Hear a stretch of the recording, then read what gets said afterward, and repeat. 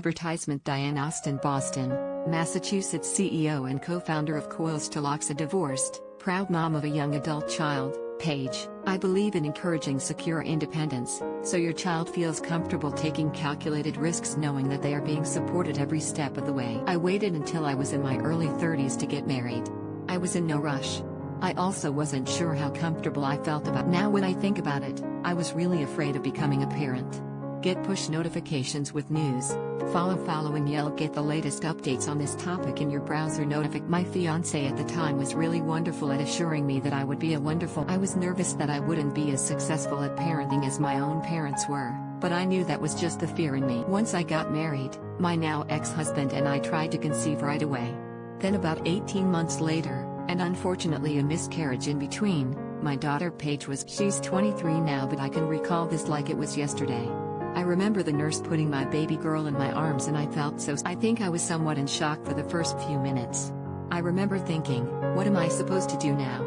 I had a wonderful nurse, who could probably see me in shock, come over and sort of pull my baby. Then after a good 2 to 3 minutes, I felt an overwhelming feeling of love.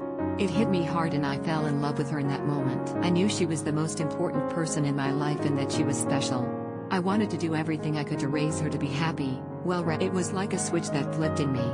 My experience was different from what you would expect to see in movies, but once things started to sink in, I became a mom right then and there. It's an experience that's hard to explain. The only other time I felt as scared was when I had to tell my daughter that I was diagnosed with breast cancer in I was worried she was going to hear the word cancer and shut down. She was just starting college and about to turn 18. When I finally told her, her reaction wasn't to burst into tears, even though I could see she was really struggling. The first thing she asked me was if I was okay. Once she started her first year of college, I started chemo. I really wanted her to enjoy her college experience, so it was important for me to make sure that she knew I was going to be okay. I would keep her informed of all the positive things the doctor shared with me. Once I started losing my hair and my skin was turning gray from the treatments, it's not that I was trying to hide it from her, I was just trying to look as healthy as possible when I would put on a little makeup so that I didn't look as sick. Paige did really well her first semester and I was so grateful. I think, even though she knew I was sick, she knew I was handling my diagnosis in a healthy way with a lot of positive thinking. The chemotherapy I had gone through had led to 100% hair loss, and I mean 100%. Every piece of hair from your body is gone. From your eyelashes to your eye. I didn't have to shave my legs anymore, so that was a plus. My doctor gave me a wig prescription and told me that I could go to any cancer center boutique, which most major hospitals have, to get a wig. The only problem was that I couldn't find one that looked like my coily, curly hair. I searched all of the major hospitals in the Boston area and couldn't find any, and then I did a larger search and began calling major hospitals that I pulled from the US and World Report and they didn't have it. I was, at first, very angry about this. It was 2015 and I couldn't understand why no one had wigs that looked like my natural hair. It felt so wrong to me. When you're sick, the last thing you want is for people to stare at you. You don't want to explain why your hair looked one way one day and then a different way another. I decided that I wanted to do something about it, so I called my sister Pamela Shattuck and asked if she would join me on this. Coils to Locks creates high-quality textured synthetic wigs, ranging from afro kinky curly to braided styles, so women would find wigs that resemble the hair that they. Some women may want straight-haired wigs, but black women have moved away from straightening their hair and we wanted wigs that reflect. Our wigs also don't have combs in them, which can be uncomfortable if you have a. When we launched our business in 2019, we were filling a need with products but also helping reinforce hair identity. Wigs aren't just a vanity item. They can be a lifeline for people.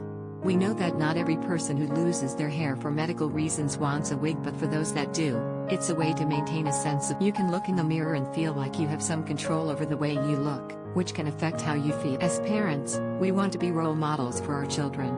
I'm not perfect, but I want my daughter to see that anything is possible. If she wants to start a business, she can.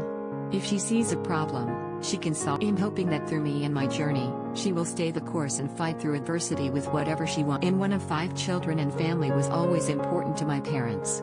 They always emphasized that it was important to respect each other as siblings, and that we should respect. They wanted us to work hard and to be proud of who we are. All of these lessons have influenced the way I brought up my daughter Paige. I was really shy as a child and I could see that Paige was too, when she was young. I wanted to help her through that and I would encourage her to push herself outside of her comforts. It's really important to me that my daughter is happy with who she is and comfortable in her. It's been amazing watching Paige grow up through all of her various stages: infancy, teenage years, and now I love watching as her personality develops and seeing what she's interested in as she comes into her own. Two things come to mind. One is watching her grow up, because it goes by. One day, she's not even living with me, you know? Now I'm learning more about her as a young adult and I'm enjoying watching that chat. The other hard part was seeing her have to adjust when her dad and I divorced. She was only 10. He was very involved in her life and it was really hard to see her go through those changes because her parents were. Her dad and I are both very family oriented, and because she was able to see us respect each other and show our love for her, it made the process but it was still hard to see her go through that time in her life. It may be cliche, but time goes by quickly and before you know it, your child is going to be in it. Savor every moment and engage with your child. I'd like Paige to say that I was always there for her no matter what, and that I let her take risks and make mistakes, that I really tried to support her decisions, even when I didn't agree with them, that I always showed her how special she is and that she knows how